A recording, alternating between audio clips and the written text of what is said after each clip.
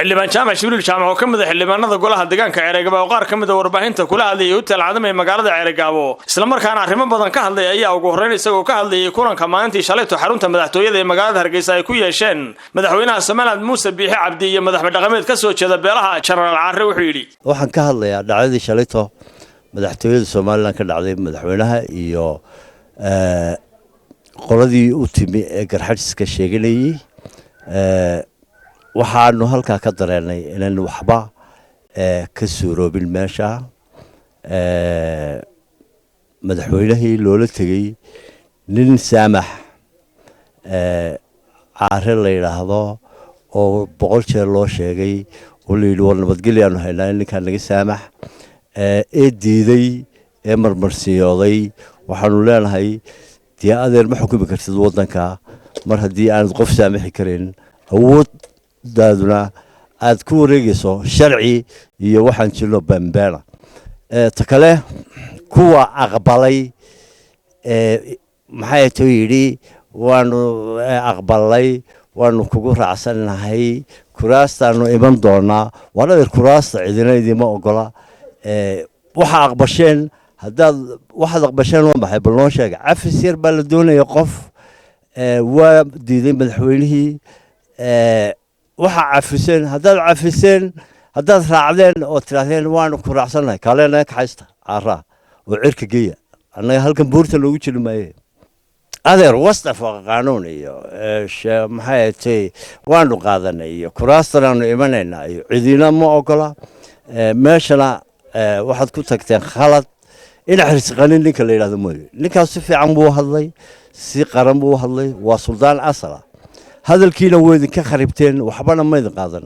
maruu si gaar ah xildhibaanku uga hadlayay jabhadda General Caare ee degan buuraleyda waqooyiga Ceerigabo iyo waliba qurba joog uu ka eedeeyay inay taageeraan wuxuu sheegay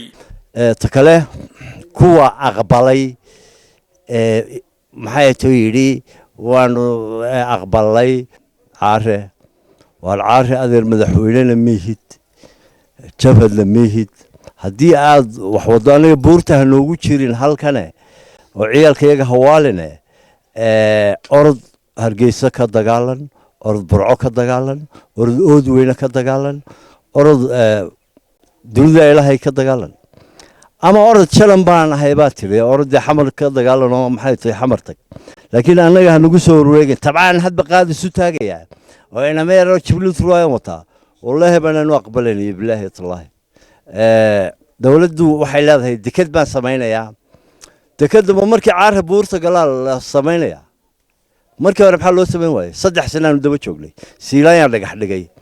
مركي عارف بورصة دبا قال عيال كسر قرين يا والله شفات باقي شيء ورد كذا سمين مثال وحنا سمين مثال وحن كل الله هذا قرب شوق حنا ضعف فضاء عنتمada soo diraya kuwa waliba Muuse Ismaaciil ka le maxay haytay Caare waa garxadis ba xoreynaya waxba xoreyn maayo idin tuug baatiin qaxooti baatiin tahriibayaal baatiin magaceediina waan u gudbeynaa Muuse Biixi wallahi waan gudbeynaa ugu dambeyntiina xildhibaan Jaamac Jibriil isagoo ka hadlayay colaadda mudada dheer ka aloosnay deegaanada Ceelaf Weyn ee galbeedka gobolka Sanaag waxa hadaladiisa kamid ahaa nabadda Ceelaf Weyn dawladda dhakada ka saaran tahay inay wax ka qabato weeye khasab bayna ku tahay hadii aan iyadu wadin rabshada dadku waxa leeyahay wada anigu soo waxaan leeyahay war ma dawladdu deetaal bay yara weyday